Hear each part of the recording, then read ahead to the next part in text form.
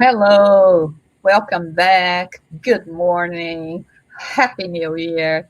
We are very, very happy to start again now in 2021 our series of talks promoted by the United States Spiritist Federation, and of course, with the collaboration of so many people and all of you that have been following us throughout the last year. So this year we have a very exciting um, program for us. We will be having our guest speakers. We will be having group talks and so many other things, so many other surprises for you. So stay tuned. And every Saturday at 11, we are here. Today, we are happy to invite Glaucio Pessoa to be with us. Glaucio? Hello, Glaucio. How are you doing today? Happy New Year to all of our friends, wherever you are. It's great for us to be in the beginning of a new year, 2021. Can you imagine? So, as always, we are going to be giving a talk, doing first our opening prayer. And after that, I'm going to introduce Glaucio, and he will start his talk.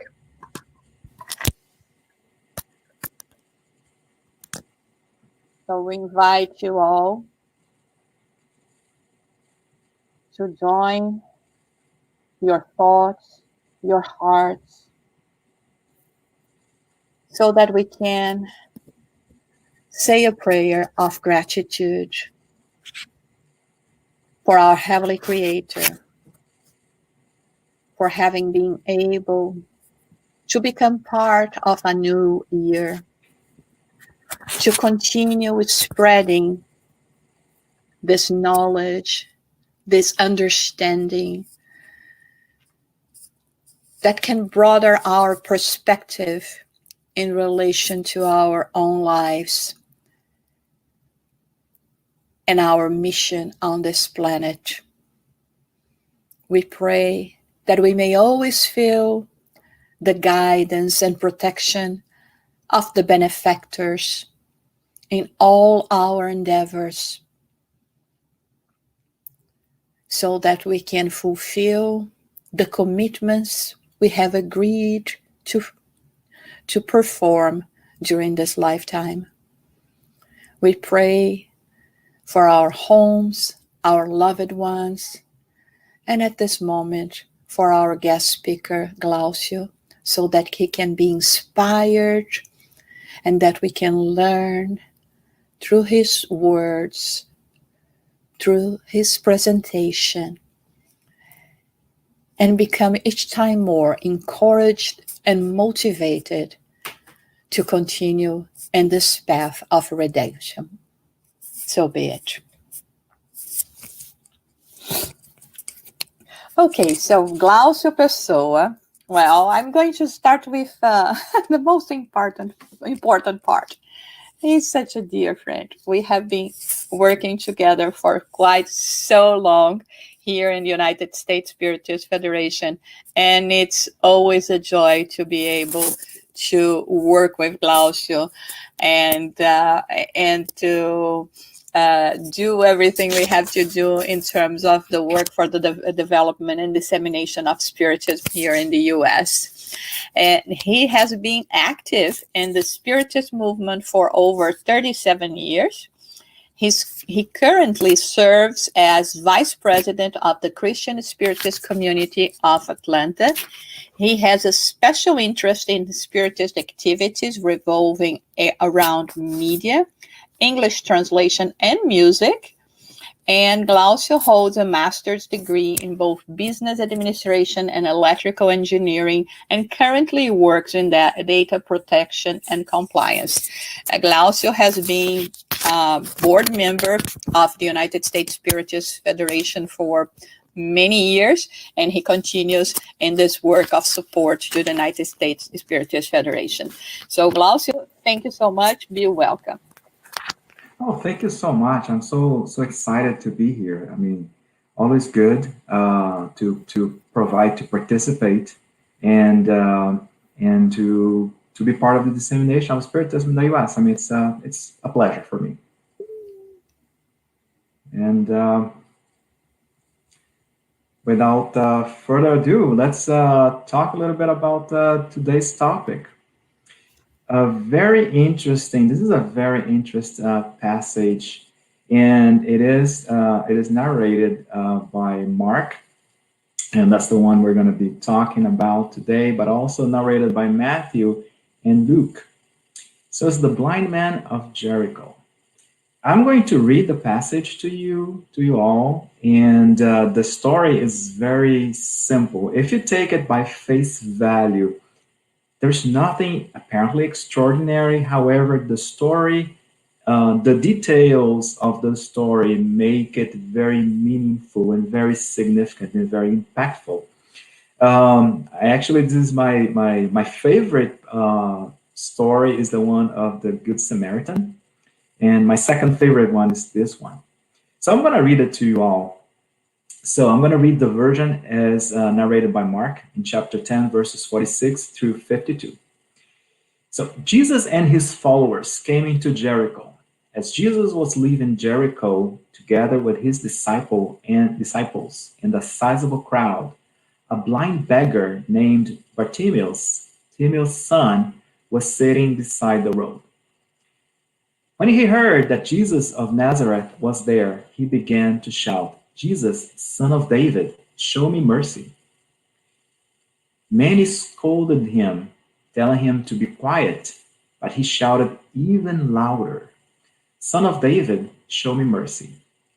Jesus stopped and said, "Call him forward." They called the blind man. "Be encouraged, get up, he's calling you." Throwing his coat to the side, he jumped up and came to Jesus. Jesus asked him, "What do you want me to do for you?" The blind man said, "Teacher, I want to see." Jesus said, "Go, your faith has healed you." And once he was able to see, he began to follow Jesus on the way. So it's very simple, very straightforward parable, but we're going to dissect it and go in each little verse, and we're going to see that there are many details. Before we go into that, I'd like to discuss a little bit of a concept here, and if my friends allow me, all my friends who are listening, allow me to diverge a little bit into literature that is not Spiritist. There's a very interesting book which is called the Consulting Bible. And it's written by a famous consultant. His name is Alan Weiss. And he describes what factors allow people do the right thing. So we see a lot of times people who are faced with ethical dilemma. And we see that people sometimes take the right actions. They do what's right. Sometimes they don't do what's right. And sometimes people just don't do anything. Right? And he is very interesting. In his concept, he breaks it down into values, skills, and awareness. Values, skills, and awareness. So basically, values means, again, what is it that I have here? I mean, what is it that makes up the way I see the world, and also what helps me discern between right and wrong. So pretty much is the ability to decide what's the right path to do and to identify what's good and what's not good. And skills, just like the name implies, again, it's my skills, my abilities. Different people, they have different abilities, they have different ways in which they can impact the world around them. So those are individual skills, and different people, all of us, during our evolutionary path as immortal souls, we've had different experiences. And in these different experiences, we gain different skills, different abilities, and those we carry on. So we are all endowed with these different skills. And the third factor is called awareness.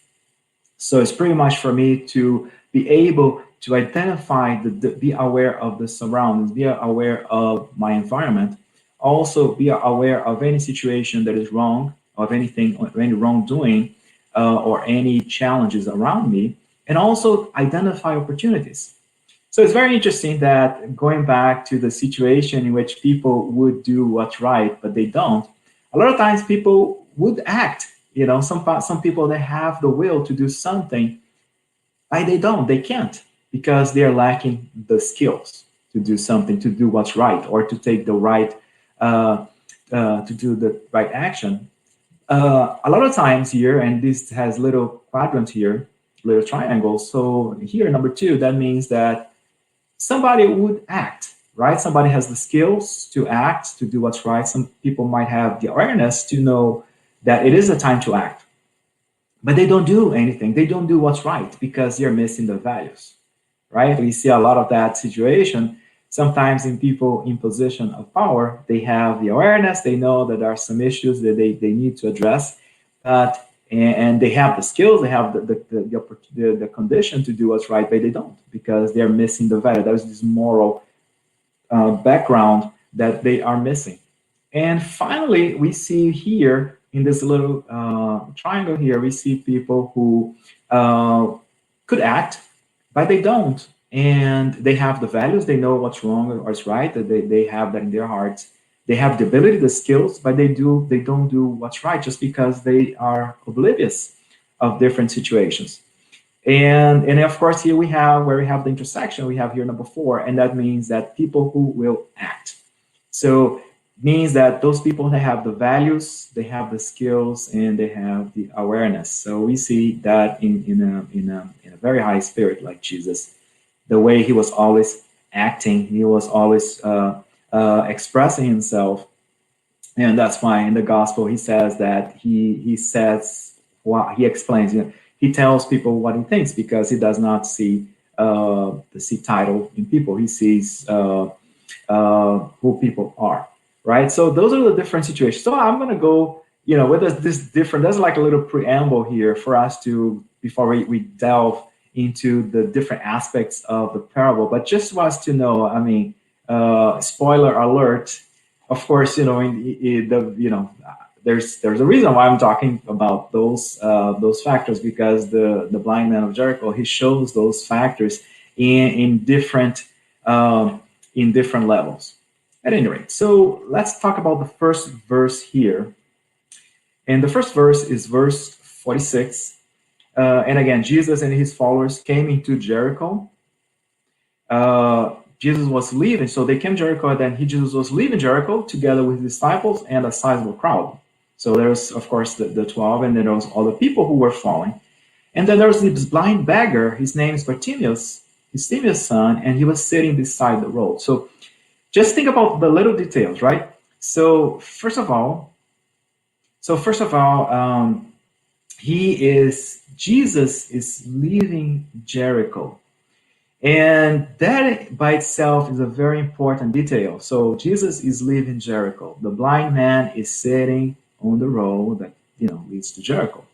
So Jericho is known as a place of fragrance. That's what it means in Hebrew, because it was a very famous town. It is referred in the gospel, of course, in this passage, and it's very important. And it is in the beliefs, in the values, going back to values, in the values of the time, and in the significance. It illustrated the material, the possessions. It was a very rich town.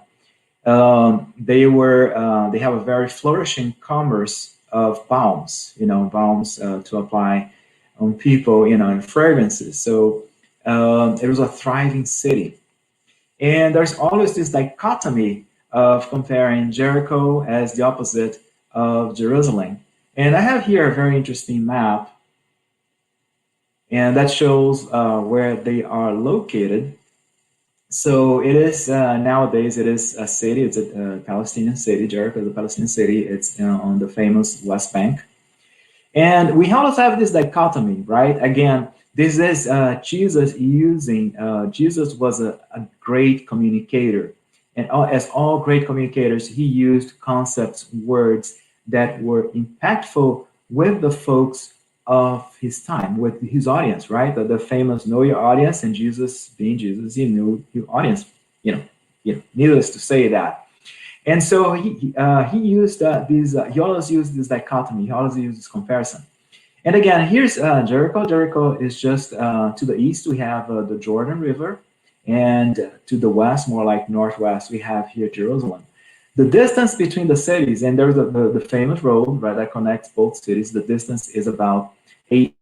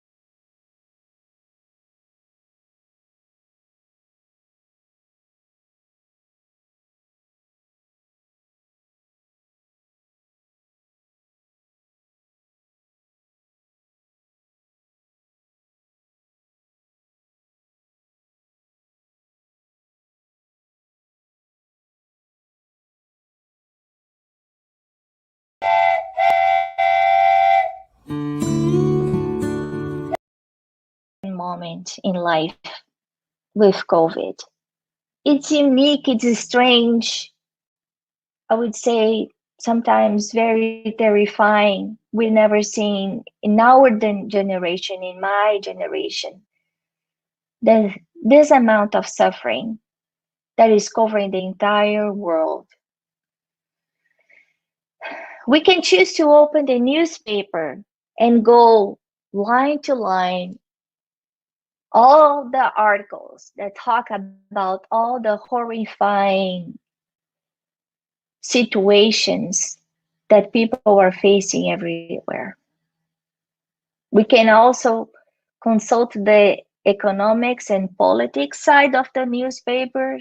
Now with, electronic newspaper, we don't even need to, dirty our hands with paper. We basically get the feed in our cellular phones, and we can get from CNN, New York Times, and, God knows what else all the day. And then we keep reading the same article that carries a negative energy over and over again. Why would we do this? Why do we choose to invite to our homes, to our lives, to our days, to our hours content that is negative, that is going to push us down? And I'm not saying that we should disregard the situation that we are living in. No, it's not that. What I'm saying is that we don't need to read the same information 25 times, just written different by 20 different journalists. We can consciously see that life can go beyond that there is a God above us that has the control of everything. He is in the driver's seat. He is all loving, love. He's all justice. He cares about us. He's perfect. And he's on command and control of all the situation that surrounds our globe. As any other content that, like what we eat, like if we carefully choose the foods, the type of exercise, the lifestyle to have a healthy life, a physical body that is healthy, we can do the same thing with our minds. Because everything starts in our mind. When we read the Genesis, Allan Kardec combines thought and will. While thought is the unique element that shapes everything that is created, so thought is energy. And we will see just in a little bit ahead some of the characteristics of our thoughts. So thought is a force that can establish, transform, edify, destroy, reconstruct anything. If Kardec is telling us thought and will are for the spirit, what the hand is for the man, that means that our thoughts remain alive when we are spirits, when we disincarnate after the death of our body. Now imagine, we learn from André Luiz that we don't change. Who we are, our beliefs, our values, our fears, all the goods, the rights, the wrongs that we have done, They go with us in the biggest transition, the transition between the physical world and the eternal world, the spiritual realm. If the thoughts continue to be with me, that means that if I am feeling anger, I'm gonna carry that anger with me. If my thoughts are benevolent thoughts, these thoughts will go with me as well. But with the difference that when I am in the spirit realm, I can create things much more easily than when I am incarnated. So it's like having the best tool set in the whole universe. Because with our thoughts, we can build and destroy anything we want.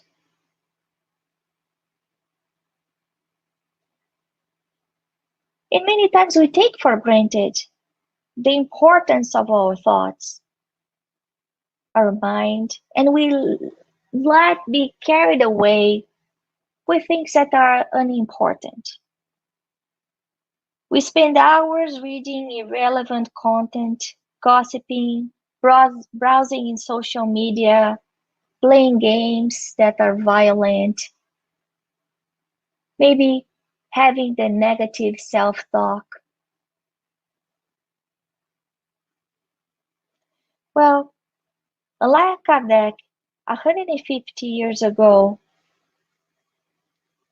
with the help of the superior spirits that work with Jesus, call to our attention the impact that our thoughts in our lives, that how our thoughts can change our lives. For those who are familiar with the Spirit's book, there's a whole chapter that just talks about the influence of the spirits, the importance of our thoughts in that book. Valuable questions that call to our attention how our will can preserve, how our will can help navigate through any storms, through any situations, just based on our thoughts. André Luiz, in the collection Life in the Spiritual Realm, also gives us real examples of how our thoughts can change our lives for better and worse. And I have to say that there are so many books like, Nosso Lar, Action and Reaction, Life Continues, that we see that our thought can make the world of a difference in our day-to-day lives. Depending on the book that you're reading from André Luiz, you see the impact of the thoughts in the spiritual realm, creating images, creating sceneries, some very shadow, heavy, negative sceneries like in the underworld, and some of them creating beauty, creating music, creating art. The same thing when he's looking at us. He describes how our thoughts not only can create a mist of light or a mist of darkness surrounding us, and that's what is called by some people like an aura.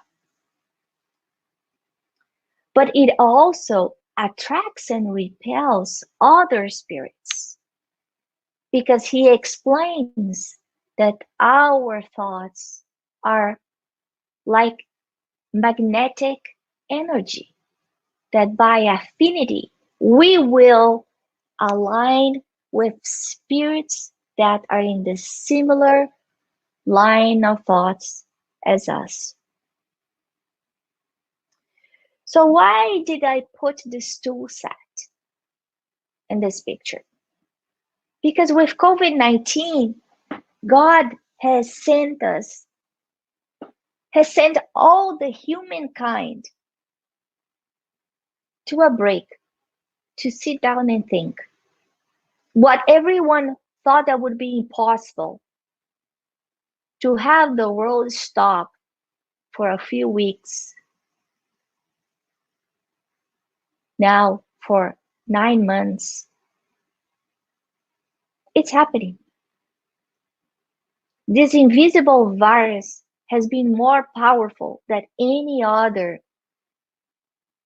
weapon of massive destruction that we have ever seen, but with no violence. So in just a matter of weeks, since we heard about the virus for the first day, God found a way to send us back home, to stay put, to think. Now, if our thoughts are so powerful, as we have learned from André Luiz, as well as Allan Kardec, what are we doing with it?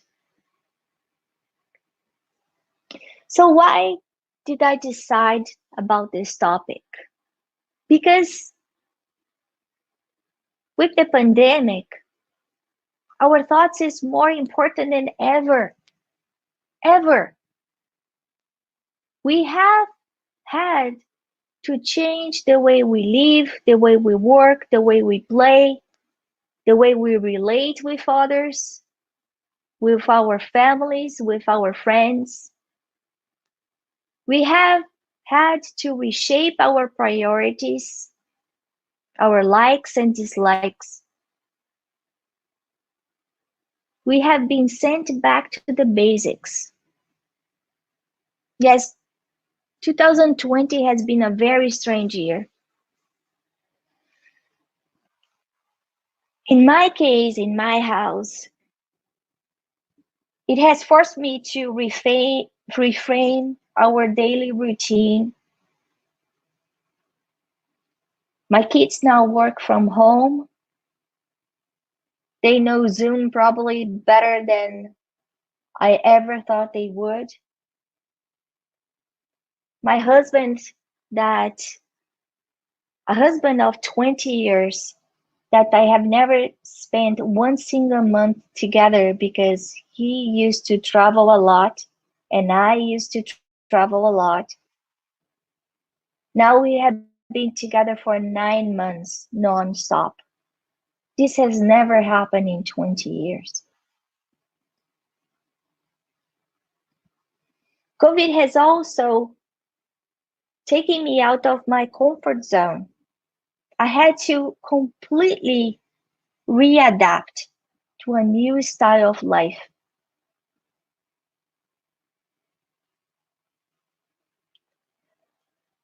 Now I have a husband that has breakfast and lunch with me, which I never had. I see my kids at school. I see their pains, their difficulties every single day. When they are learning, when they cannot play with their friends, when they cannot go outside. My day-to-day priorities have changed as well. If in one hand, I am blessed to be able to spend more time at my home, because being home means being safe, but also protecting others from this fierce virus. It also increased the demand of my responsibilities at home. I have to say, it has been a very intense exercise of patience, acceptance, and resilience. And COVID doesn't come alone. Probably for many of you, you have also experienced other types of challenges. Maybe a loss of a job, maybe an illness, because life continues.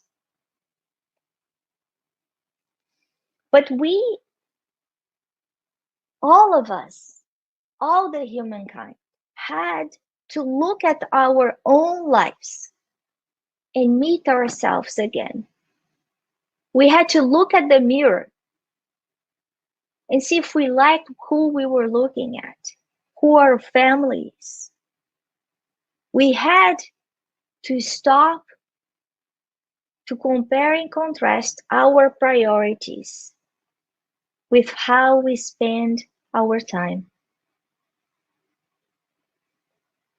I think it was a brilliant way that God found to send all of us to this kind of a very little small corner of the room to sit and think.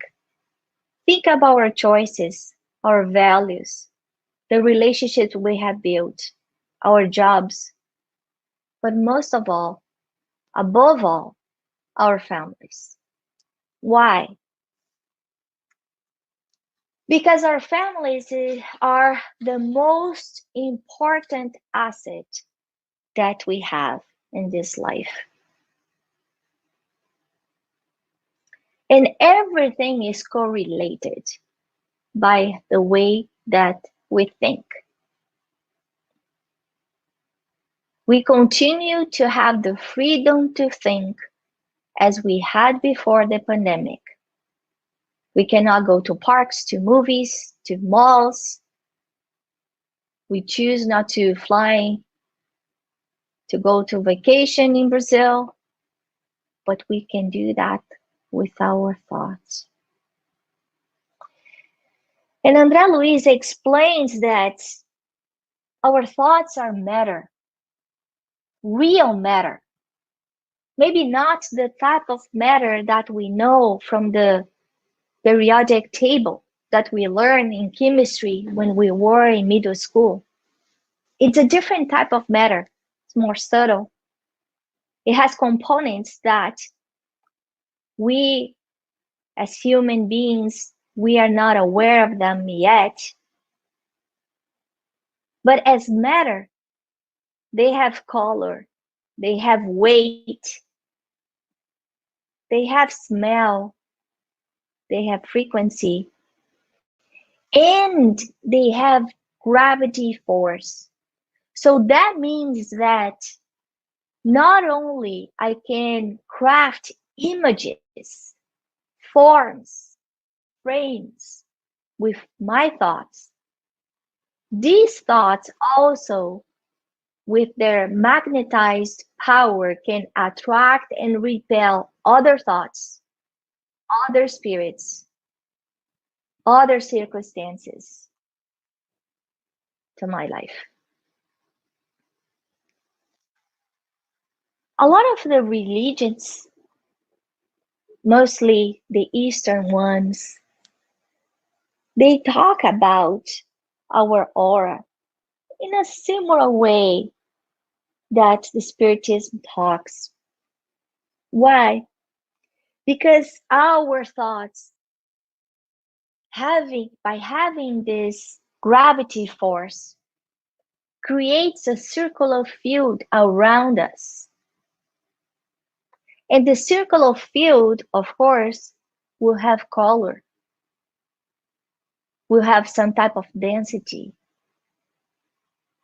will have smell. This is the circular field that some of us that are more sensitive feel when we meet other people, that we go like, ooh, I don't like to be around that person giving me the creeps. Or, oh my goodness, when I am around that person, I feel so much peace. That is the power of our thoughts. Can you imagine being around Jesus?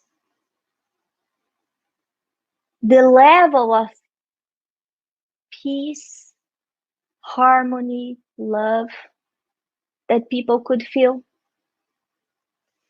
In the New Testament, we learn that people would be cured just by walking by St. Peter's shadow.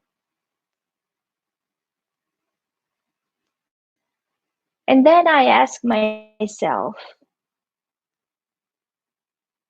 what people feel when they are around me?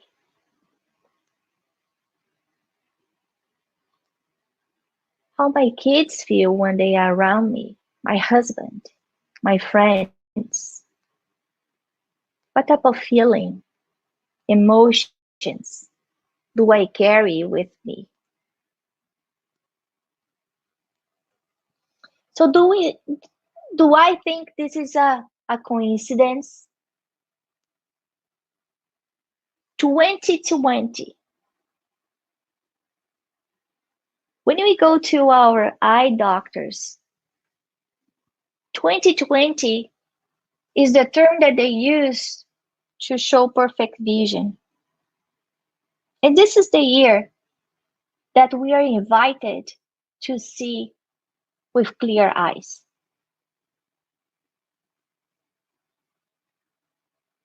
The pandemic has opened a door so we can see that the world is much smaller than we thought. That, as the U2 band used to sing, we are one. We've noticed back in March that this invisible virus in a small village in China was able to end all toilet paper across the US. Who would think that? If you still go to supermarket, you cannot find Lysol. This little guy was able to make everyone stay home. Restaurants get closed. Factories are shut down across the globe. Why? Because we are all connected. This is the message. We are all connected. We need to see that. And we are connected through our thoughts. Why? Because everything starts with our thoughts.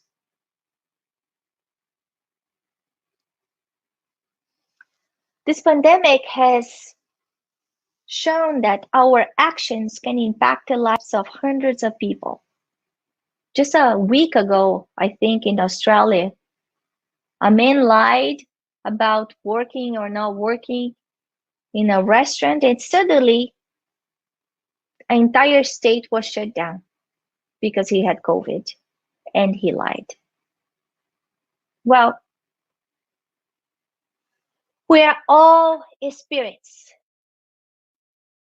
So that means that I'm not Anna with, dark hair and brown eyes. No, I am an eternal spirit living for a few decades in a city called Portland in Oregon.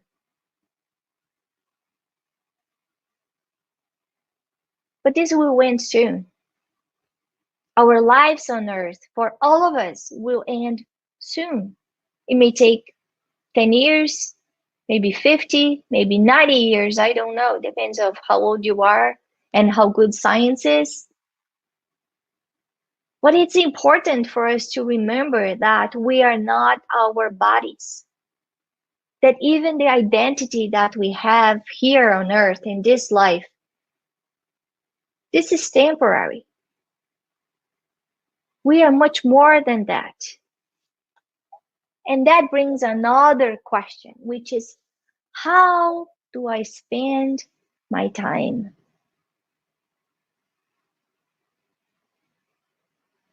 We get carried away with our day-to-day routine, our responsibilities at our jobs, and we forget that we are all here to learn something. That's why we incarnate. This is like a school, that there are some lessons that we need to learn. The lessons may vary for each one of us, but in essence, we are here to learn. And then one day, someday, everything that we believed that we had, we own, even our bodies, our family, our wealth, will remain here. And our souls will go back to the spiritual realm. So my question is, are my actions aligned with these priorities, with this reality?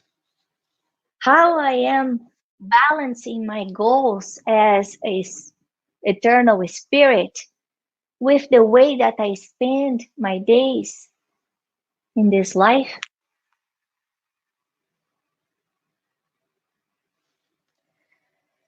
Going back to Emmanuel,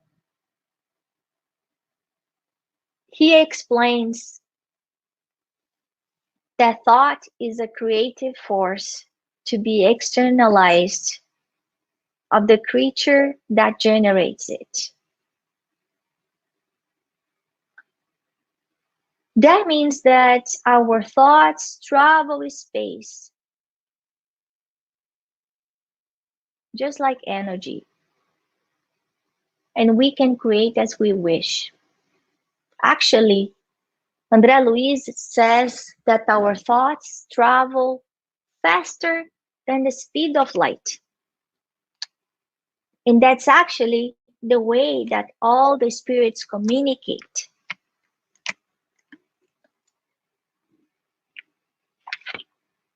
Sorry, I needed a sip of water. Therefore, if the thought is just like energy, traveling faster than the speed of light, it's matter. We keep emitting these thoughts like rays and assimilating them 24/7.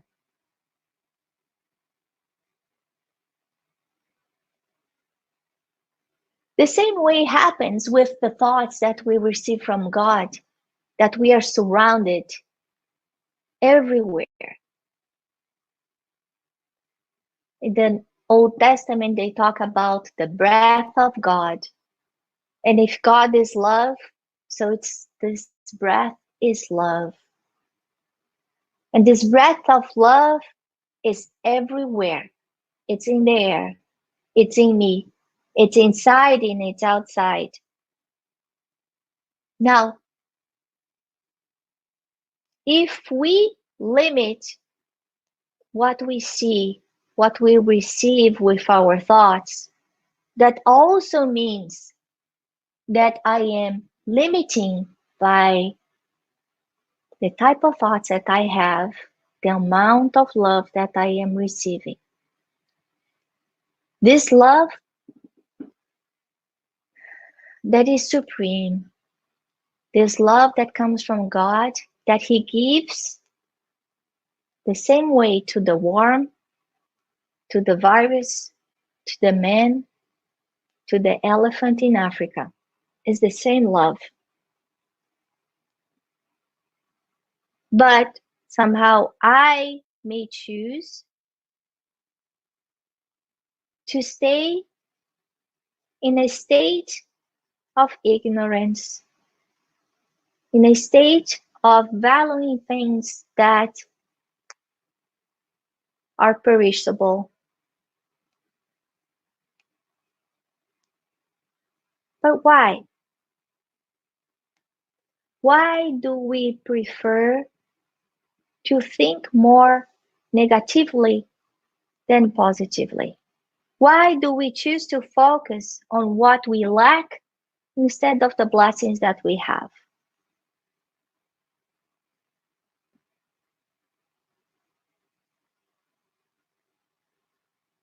The celestial benevolence shines around us all the time.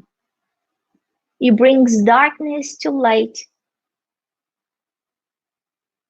It can bring our sadness to happiness as well. But we need to change the way we think. In a book called Sinal Verde, that's green light in English, André Luiz says that we are unaware that we all breathe in an ocean of mental waves, with the obligation to adjust them for our own benefit. I will repeat. We all breathe in an ocean of mental waves, with the obligation to adjust them for our own benefit. This is a vast sea of exchange vibrations. We emit forces and receive them. Thought prevails on the basis of this inevitable exchange system. And when I read that, I pictured myself in one of those pretty crazy markets in the Middle Eastern countries,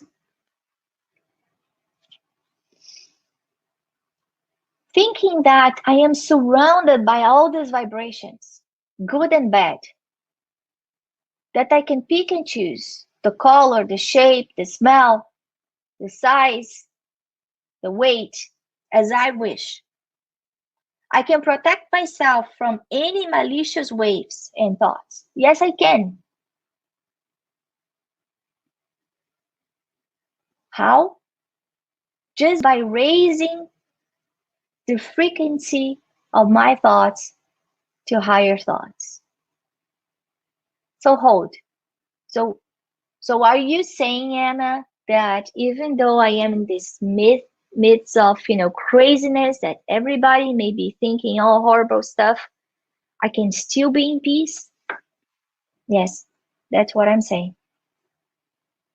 And that's probably what we need to do now to continue to carry on our sanity, our mental health.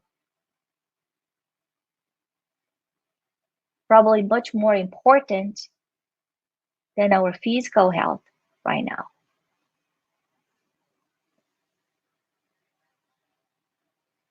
The way that we face our challenges can vary a lot. If we change the perspective and look at our true life as eternal spirits, we will see that all the trials that we go through, they're very short in life. We will see that God is our creator, then He's all love, justice, and perfection. That our loving Father would never, ever make us go through experiences that we cannot handle, or experiences just for the sake of making us suffer. These experiences are here. These challenges that we face are here for a reason, for us to learn something. We know that planet Earth is a planet of atonements and trials. The challenges we experience today are a consequence of our past choices, meaning choices in this life, meaning choices in a previous life. We also know that we are going through a transitioning period, to a regeneration planet where the good prevails. So if I believe on the law of cause and effect, a law is that every single action that I have will have a consequence. That will mean that my decisions here on earth, as well in the spiritual realm, will trigger a consequence. Our challenges, the challenges that we face now, are not larger than we can take. They're just a reflection of previous actions that we had. And God, being a loving Father, He will never leave us alone, ever. He will never make us carry a load that is heavier than we can handle.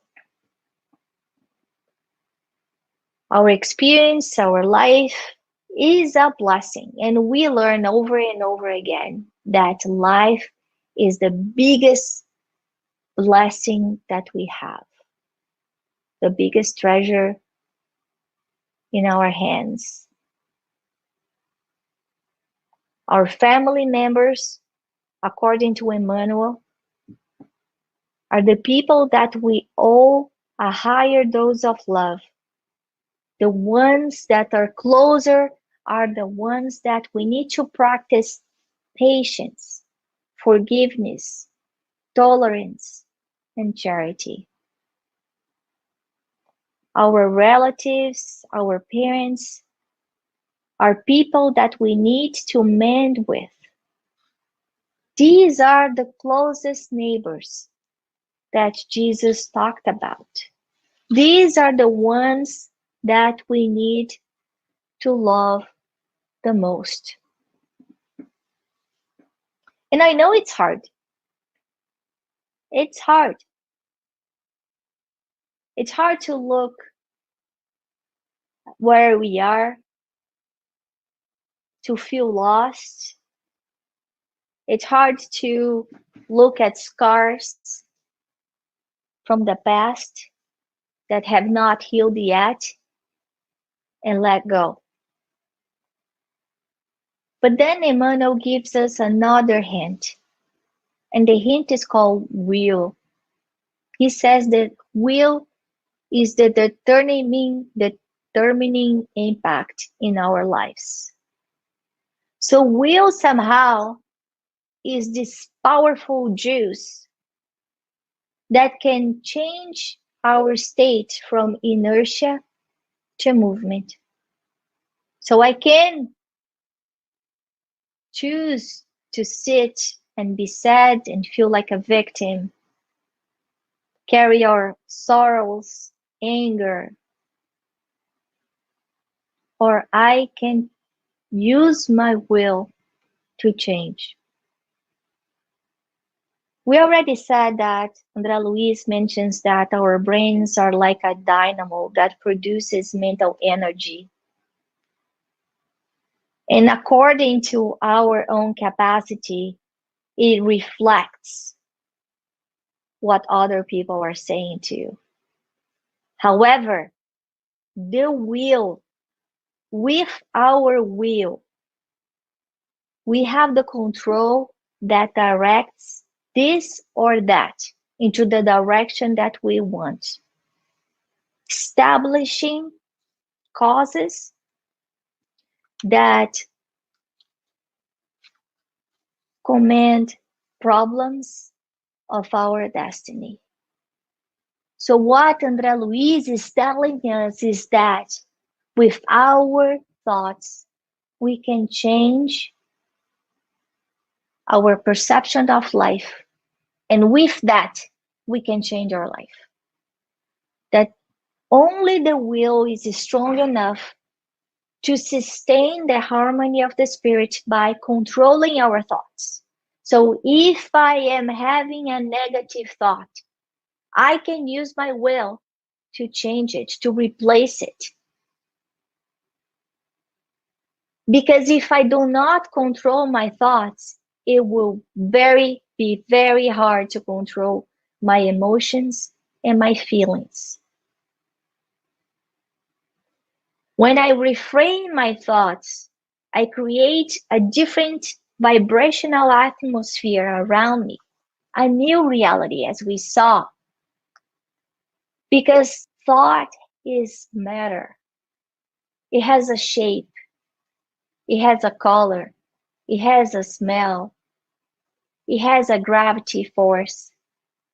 It surrounds us. What we are living today, the phenomena of mental suggestion, is pretty impactful. We are heirs of our previous experiences. We carry patterns, vices. Nevertheless, we have the ability to change the direction of our life. By activating the lever of the will, we will be able to trace new paths to liberate our spirit and be free. With free will, we can command over our thoughts. And by improving our thinking, we will improve our lives, physically and spiritually. So what we are trying to say here is that happiness depends on the quality of our thoughts. There is the law of affinity, where we know that positive thoughts and a positive attitude basically surround ourselves with alike spiritual beings, so positive beings, superior beings. But with our thoughts, we create the atmosphere we breathe, we live.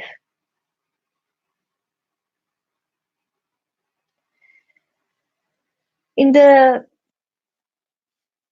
Spirit's book, Kardec says that for the spirit in the spiritual realm, it's enough for the spirit to think a thing for such a thing to take place. So, knowing that,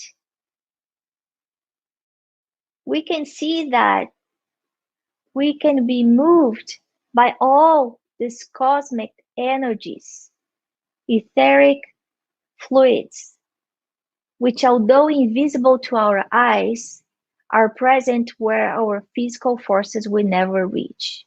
If we are all connected, if we are all one, there's no boundary to our planet. As we said, the breath of God, the breath of love, is everywhere, filling up the universe. We just need to take it in. But in our day-to-day, sometimes we forget. We don't realize that we continue to create images in our minds. And these images will continue to exist as long as we feed them.